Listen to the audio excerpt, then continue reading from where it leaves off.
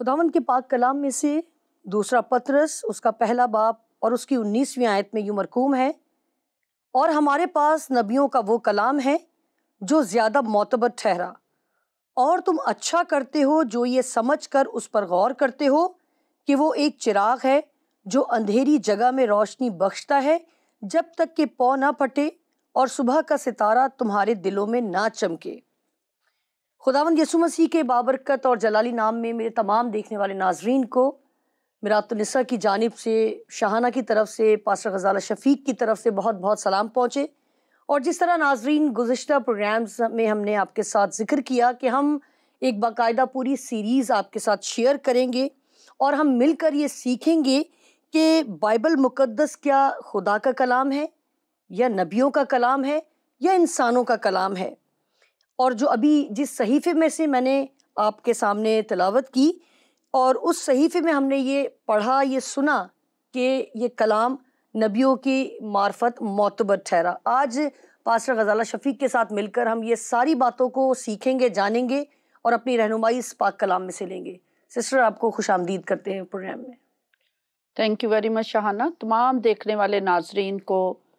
میرا سلام پہنچے یسوع مسیح کے عظیم جلالی اور بابرکت نام میں۔ تھینک یو شاہانہ، بہت خوبصورت کلام خدا میں سے تلاوت آپ نے کی کہ ہمارے پاس وہ کلام پہنچا، نبیوں کا وہ کلام پہنچا جو زیادہ معتبر ٹھہرا۔ تو یہ جو ایک سیریز ہم شروع کرنا چاہ رہے ہیں، اور 2 پروگرام ہم نے پہلے بھی کیے ہیں، اور آج بھی ہم بائبل مقدس کی صداقت اور حقانیت اور اس کے معتبر ہونے کے بارے میں یقیناً مل کر سیکھیں گے۔ اچھا، میں ہمیشہ کہتی ہوں اور سب بھی یہ کہتے ہیں کہ بائبل کے بارے میں مطالعہ کرنے کی بجائے بائبل کا مطالعہ کرنا زیادہ ضروری ہے۔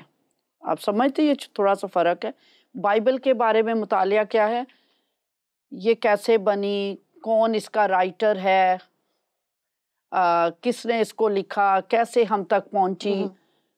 کون سی کتابیں ہیں، کیوں اس کو بائبل، یہ ساری بائبل کے بارے میں مطالعہ۔ لیکن بائبل کا مطالعہ یعنی اٹ سیلف، جو ان کتابوں کے اندر جو الہی کلام ہے اس کو پڑھنا، یعنی بائبل کا مطالعہ زیادہ اہم ہے۔ لیکن جس زمانہ سے آج ہم شاہانہ گزر رہے ہیں، آپ کو پتہ ہے کہ اخیر زمانہ میں کلام خدا میں ہی لکھا ہوا ہے کہ بدی بہت بڑھ جائے گی، جھوٹے نبی اٹھ کھڑے ہوں گے، طرح طرح سے وہ لوگوں کو گمراہ کریں گے، نہ صرف باہر سے بلکہ اندر سے۔ ظاہر نبی جو ہے وہ تو ایک بھیس بھرے گا نا خدا کا نبی ہونے کا، تو اندر سے بھی اور باہر سے بھی بہت زیادہ تنقید، اور خاص طور پر سوشل میڈیا جب اتنا زیادہ لوگوں کے ہاتھوں میں ہے تو بے شمار تنقید کی جا رہی ہے۔ تو اب یہ وقت آ گیا ہے کہ ہم دوبارہ سے بائبل کے بارے میں بھی جانیں کہ واقعی یہ خدا کا کلام ہے، واقعی ہی یہ معتبر ہے، واقعی ہی یہ اس کو جو پہنچانے والے ہیں یا کون ہے، انسان ہے یا خدا ہے۔ تو یہ ساری چیزیں ہیں جو بائبل کے بارے میں مطالعہ کرتے ہوئے ہم سیکھ سکتے ہیں، اور اس وقت بہت ضرورت ہے اس کی، کیونکہ اگر ہم یہ نہیں جانیں گے کہ اس کا لکھوانے والا کون ہے، اس کے لکھنے والے کون ہیں، یہ کیسے معتبر ہے، یہ انسان کا کلام ہے یا خدا کا کلام ہے یا نبیوں کا کلام ہے، کیونکہ ہم جس دور میں رہ رہے ہیں وہ دور ایک ایسا دور ہے جہاں پر بے شمار مذہبی عقائد جو ہیں لوگوں نے اختیار کر لیے ہیں۔ اور میں بتاتی چلی جاؤں کہ مذہبی اختلاف جو ہے وہ ہمیشہ سے موجود رہا ہے، اور اس کی خاص اہمیت بھی ہے۔ اور مذہبی اختلاف کچھ اہل فکر سمجھتے ہیں کہ وقتوں اور زمانوں کے لحاظ سے جو مختلف قسم کے مذہبی عقائد ہیں اس میں مذہبی اختلاف ہونا ضروری بھی ہے۔ لیکن اس مذہبی اختلاف کو کیسے ہم دیکھتے ہیں؟ جیسے مثلاً کچھ لوگ ہیں وہ یہ سوچتے ہیں، کچھ لوگوں کی یہ سوچ ہے کہ ہر زمانہ کے ضرورت کے موافق جو ہے خدا نے جو ہے رہنمائی کے لیے کوئی الہی انتظام کیا۔ بالکل۔ اور وہ الہی انتظام جیسے کچھ جو زرتشت کا بڑا ہے وہ اس کو وہ ان کی سوچ ہے کہ یہ الہی انتظام کے مطابق ہمارا رہنما ہے. جیسے بدھا ہے، بدھ مت کے ماننے والے وہ اس کو اپنا الہی رہنما سمجھتے ہیں. قادیانی ہیں وہ یہ جو محمد مرزا قادیانی ان کو اپنا الہی رہنما سمجھتے ہیں. اس طرح آغا خانی ان کا ایک بڑا ہے، ٹھیک ہے. چاہے وہ اگر آپ اسپرچول یا مذہبی اس میں تناظر میں لے جائیں تو حضرت موسیٰ، حضرت داؤد، پھر جیزس کرائسٹ یا پھر رسول اسلام، یہ سارے لوگ سمجھتے ہیں کہ یہ مختلف وقت کی ضرورت کے موافق جیسا وہاں کے کلچر تھا یا لوگوں کی رہنمائی کی ضرورت تھی تو خدا نے کوئی نہ کوئی الہی رہنما بھیج دیا. لوگ اس کو اس تناظر میں دیکھتے ہیں. لیکن میں یہ سمجھتی ہوں جو آج کا جو چاہے وہ اسٹوڈنٹ ہے، چاہے وہ ایماندار ہے یا تحقیق کرنے والا ہے، جو بھی یا متلاشی ہے، میں سمجھتی ہوں کہ یہ بہت اہم بات ہے کہ ہم جو لوگ بھی اس بات کا دعویٰ کرتے ہیں کہ ہمارے پاس جو کتابیں ہیں یا جو ہمارے رہنما ہیں یا جو ہمارے لیڈر ہیں یہ مذہبی ہیں اور الہی انتظام کے تحت ہیں. دیکھیں خدا کی جو اخلاقی سچائیاں وہ ابدی ہیں، وہ تبدیل نہیں ہو سکتی، ٹھیک ہے. تو یہ ہم کیسے جانیں گے کہ جیسے اہل اسلام اپنے لیے دعویٰ کرتے ہیں یا بدھ مت والے اپنے لیے دعویٰ کرتے ہیں یا جیزس کرائسٹ کے ماننے والے اپنے لیے دعویٰ کرتے ہیں کہ جو الہی رہنما آیا، جس گروپ کے لوگوں نے یا ایک گروہ نے، اب گروہ سے چھوٹا نہیں آپ نے مراد لینی، اب آپ کو پتا ہے اہل اسلام 1.5 ارب کے برابر ہیں. تو ہم کیسے جانیں گے کیا یہ جو مذہبی اختلاف ہے یہ صرف اس لیے ہے کہ آپ کا زمانہ کچھ اور تھا، اس زمانے میں ضرورتیں کچھ اور تھیں، معاشی حالات کچھ اور تھے، مسائل کچھ اور تھے اور ضرورتیں کچھ اور تھیں، اور آج کا زمانہ کچھ اور ہے تو اس وجہ سے کیا یہ مذہبی اختلاف معاشی یا سیاسی یا معاشرتی ریزنز کی وجہ سے ہیں؟ میں سمجھتی ہوں جو ہمیں جاننے کی ضرورت ہے، اگر تو ہم ایک خدا کو جانتے ہیں جو کل کائنات کا خالق و مالک ہے،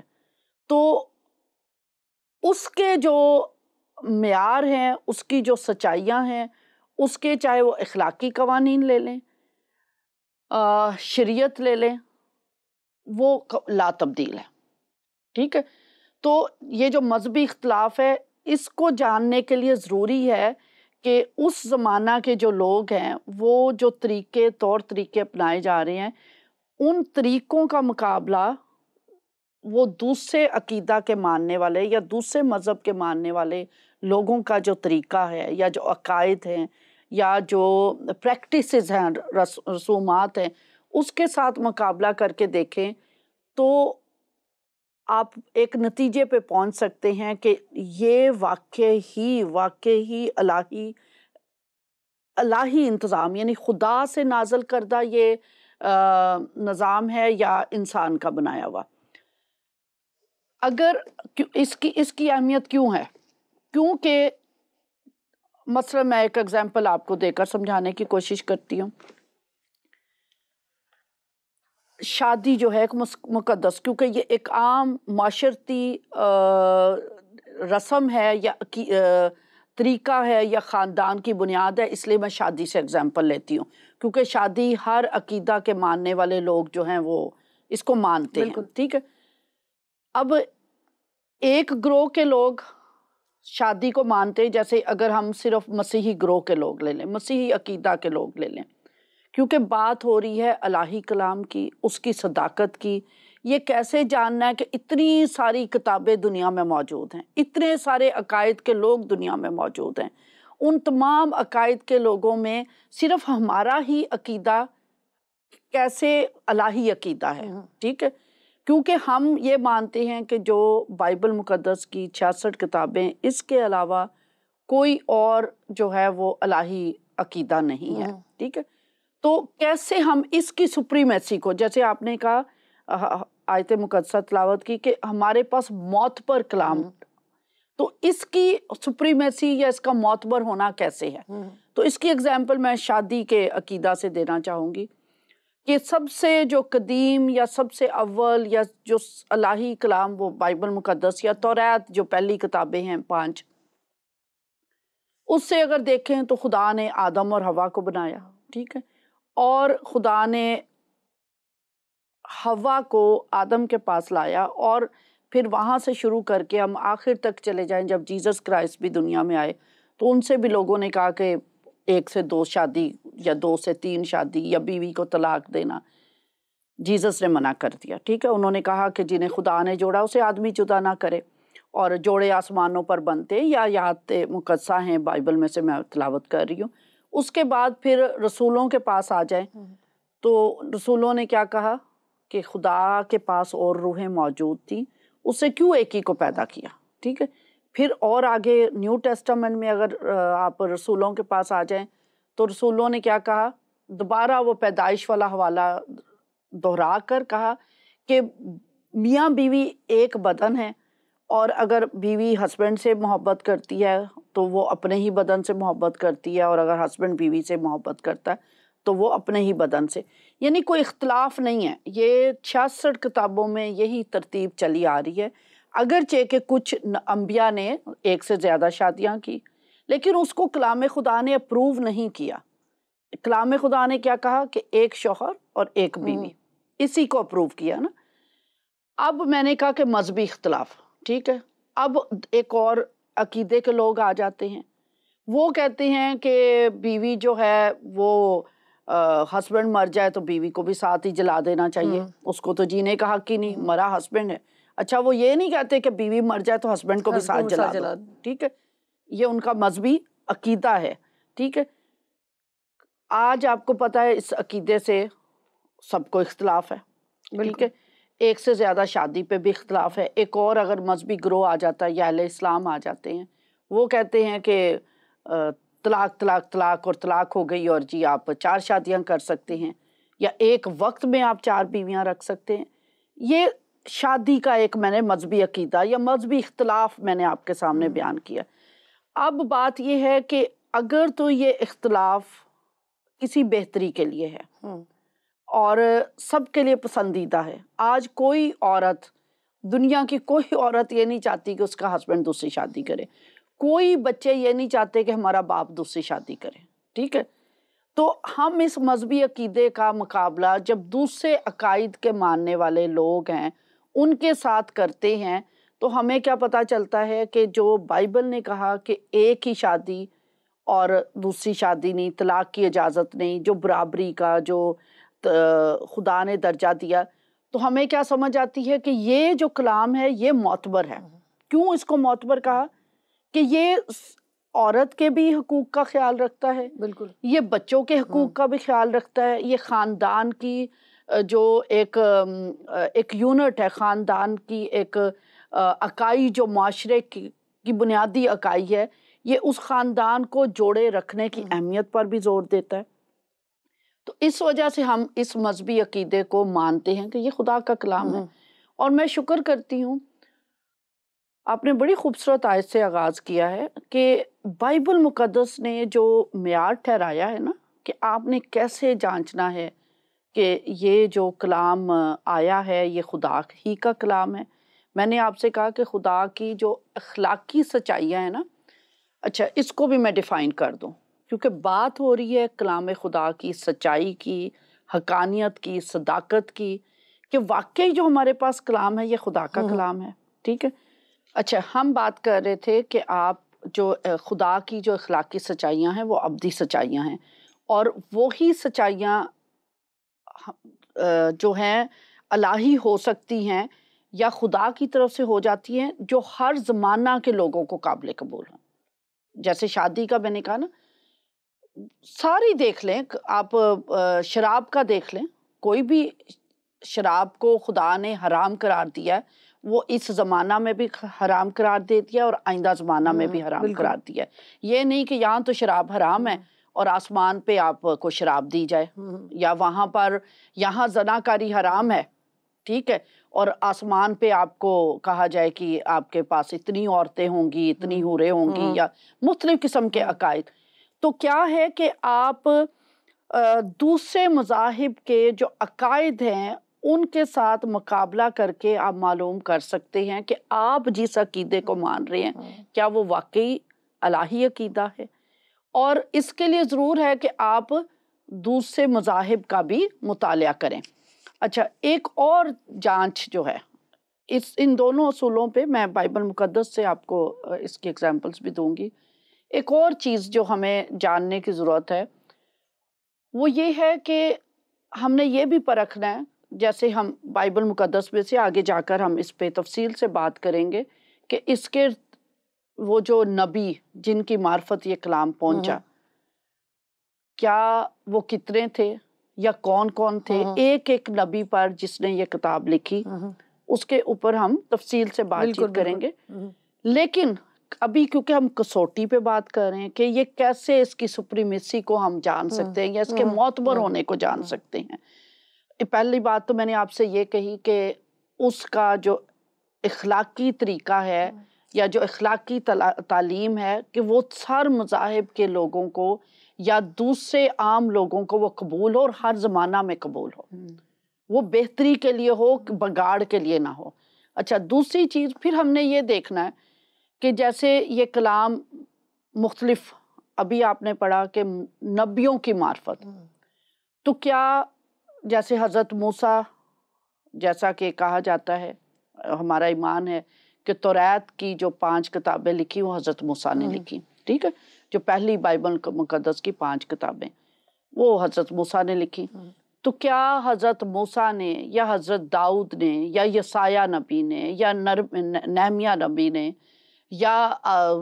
آستر نبیہ ہے یا خلدہ نبیہ ہے یا دبورہ نبیہ ہے، کسی کا بھی، آپ پولوس رسول ہیں یا پطرس رسول ہیں یا متی رسول ہیں، آپ ان 40 یا 50 نبی جنہوں نے بھی یہ کتاب لکھی جو تاریخ ہمیں بتاتی ہے، کیا ان میں سے کسی نے اپنی پرستش کے لیے کہا یا اس نے کہا کہ حضرت موسیٰ نے کہا کہ بے میری عبادت کرنا، مجھے ہی نبی ماننا، میرے علاوہ تو تم کسی اور کو مان ہی نہیں سکتے، یا حضرت داؤد نے کوئی ایسا دعویٰ کر دیا؟ کیونکہ عبادت اور پرستش کے لائق صرف ایک ہی ہستی ہے اور وہ ہے خدا کی ہستی. اور سارے نبیوں نے، چاہے وہ داؤد نبی ہیں، چاہے حضرت موسیٰ ہیں، یسایہ نبی ہیں، نہمیہ نبی ہیں، جو بھی نبی ہے اس نے پوائنٹ آؤٹ خدا کی ذات کو کیا. بلکہ اس میں آپ کو ایک حوالہ پڑھ بھی لیجئے، اعمال کی کتاب کا، اعمال کا مقدس صحیفہ، اس کا 14واں باب 8 سے 18 آیت. خداوند کے کلام میں لکھا ہے، اور لسترا میں ایک شخص بیٹھا تھا جو پاؤں سے لاچار تھا، وہ جنم کا لنگڑا تھا اور کبھی نہ چلا تھا. وہ پولوس کو باتیں کرتے سن رہا تھا، اور جب اس نے اس کی طرف غور کر کے دیکھا تو اس میں شفا پانے کے لائق ایمان ہے. تو بڑی آواز سے کہا کہ اپنے پاؤں کے بل سیدھا کھڑا ہو جا. پس وہ اچھل کر چلنے پھرنے لگا. لوگوں نے پولوس کا یہ کام دیکھ کر لکانیہ کی بولی میں بلند آواز سے کہا کہ آدمیوں کی صورت میں دیوتا اتر کر ہمارے پاس آئے ہیں. اور انہوں نے برنباس کو زیوس کہا اور پولوس کو ہرمیس، اس لیے کہ یہ کلام کرنے میں سبقت رکھتا تھا. اور زیوس کے اس مندر کا پجاری جو ان کے شہر کے سامنے تھا، بیل اور پھولوں کے ہار پھاٹک پر لا کر لوگوں کے ساتھ قربانی کرنا چاہتا تھا. جب برنباس اور پولوس رسولوں نے یہ سنا تو اپنے کپڑے پھاڑ کر لوگوں میں جا کودے اور پکار پکار کر کہنے لگے کہ لوگوں، تم یہ کیا کرتے ہو؟ ہم بھی تمہاری ہم طبیعت انسان ہیں اور تمہیں خوشخبری سناتے ہیں، تاکہ ان باطل چیزوں سے کنارہ کر کے اس زندہ خدا کی طرف پھرو جس نے آسمان اور زمین اور سمندر اور جو کچھ ان میں ہے پیدا کیا. اس نے اگلے زمانہ میں سب قوموں کو اپنی اپنی راہ چلنے دیا، تو بھی اس نے اپنے آپ کو بے گواہ نہ چھوڑا. چنانچہ اس نے مہربانیاں کی اور آسمان سے تمہارے لیے پانی برسایا اور بڑی بڑی پیداوار کے موسم عطا کیے اور تمہارے دلوں کو خوراک اور خوشی سے بھر دیا. یہ باتیں کہہ کر بھی لوگوں کو مشکل سے روکا کہ ان کے لیے قربانی نہ کریں. آمین. بہت شکریہ. یہاں آپ نے ایک واقعہ پڑھا ہے کلام خدا میں سے کہ پولوس رسول ایک جنم کا جو لنگڑا ہے، ایک بیمار ہے، ایک کمزور انسان ہے، اس کو شفا دیتے ہیں، ٹھیک ہے۔ اب جیسے شفا دیتے ہیں تو لوگ ان کو کیا سمجھنے لگے؟ یہ دیوتا ہیں، اور ان کو دیوتا سمجھ کر ان کے لیے قربانی چڑھانا چاہ رہے ہیں۔ اگر تو یہ دنیاوی سوچ ہوتی تو یہ لوگ بہت پھول جاتے، پراؤڈ ہو جاتے، تکبر میں آ جاتے۔ اگر یہ دنیاوی عقیدہ ہوتا، دنیاوی انتظام ہوتا، یہ الہی انتظام نہ ہوتا، کیا لکھا ہے کہ وہ دونوں کو ہی دیوتا سمجھ رہے تھے، پولوس کو بھی اور برناباس کو بھی۔ انہوں نے ان دیوتاؤں کے زیوس اور دوسرا جو نام اس میں دیا گیا، دونوں کو ایک نام دیوتاؤں کے دے دیے۔ اچھا، لیکن پولوس رسول کیا کہتے ہیں؟ وہ قربانی کے لیے جانور بھی لے آئے ہیں، وہ ہار پہنانے کے لیے پھول بھی لے آئے ہیں، وہ ان کو پرستش کرنا چاہتے ہیں، ان کو ہیکل میں یا ان کی جو مقدس جگہ وہاں پر بٹھا کر ان کے آگے جھکنا چاہتے ہیں۔ تو اگر تو یہ خدا کا کلام نہ ہوتا تو انہوں نے بڑے خوش ہو جانا تھا، ہماری واہ واہ ہو گئی، چلو بھئی آئندہ آنے والی نسلیں بھی ہمارے اوپر درود بھیجے، آئندہ آنے والی نسلیں بھی ہمیں یاد کرے، ہمارا کلمہ پڑھے۔ انہوں نے کیا کہا؟ اس خدائے واحد کو دیکھو، اس کی وہ ساری جو ازل سے جو اس کی قدرت ظاہر ہوتی ہے، اس کا می برسانا، آسمانوں کو قائم رکھنا، زمین سے پیداوار دینا، وہ سارا پوائنٹ آؤٹ کیا کر رہے ہیں؟ خدائے قدوس کی طرف۔ انہوں نے اپنی وہ بڑائی نہیں کی۔ تو یہی ظاہر کرتا ہے کہ یہ رسولوں کا معتبر کلام ان کے وسیلہ سے پہنچا ضرور ہے، لیکن انہوں نے اپنی پرستش، اپنا کلمہ یا اپنے لیے کوئی، آپ حضرت موسیٰ کی زندگی سے واقف ہیں کہ جب فرعون کے پاس گئے تو کتنے بڑے بڑے معجزات حضرت موسیٰ، لیکن انہوں نے بھی یہ نہیں کہا اس نبی کو جس کو یہ شرف حاصل تھا کہ وہ خدا کے روبرو بیٹھتا تھا، وہ خدا نے اس کو اپنے ہاتھ کا لکھا ہوا کلام دیا، خدا کی آواز اس نے سنی۔ لیکن آج تک حضرت موسیٰ نہ کہیں ہمیں کلام خدا میں سے ملتا ہے کہ میری عبادت کرنا، میرا کلمہ پڑھنا یا مجھ پر درود اور سلامتی بھیجنا، کیونکہ یہ جو 66 کتابیں ہیں یہ ایک ہی ہستی کی طرف توجہ دلاتی ہیں، اور وہ ہستی ہے قادر مطلق خدا۔ نبیوں کی معرفت یہ لکھا گیا کلام، لیکن ذات حق وہ ہے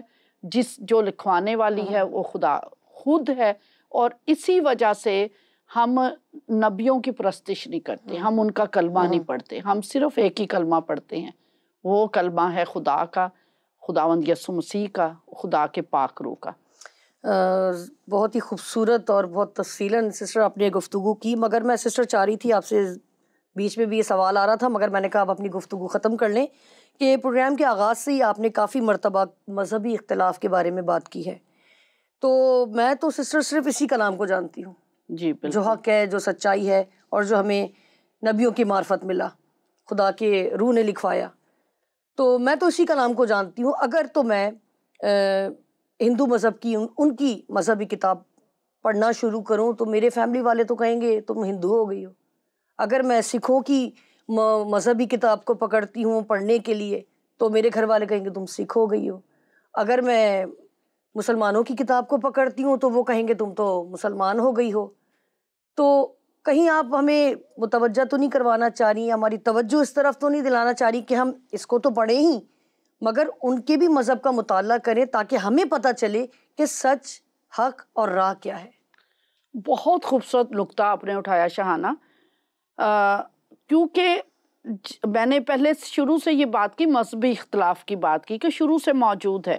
اور اس مذہبی اختلاف کا حل کیسے نکالا جا سکتا ہے؟ تو وہ جب تک آپ دیگر مذاہب کا مطالعہ نہیں کریں گے تو آپ کو کیسے پتہ چلے گا؟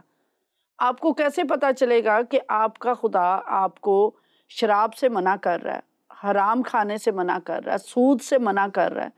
تو کیا پھر آپ بڑے جانیں گے؟ بعض اوقات لوگ کہتے ہیں جی دوسرے مذاہب کے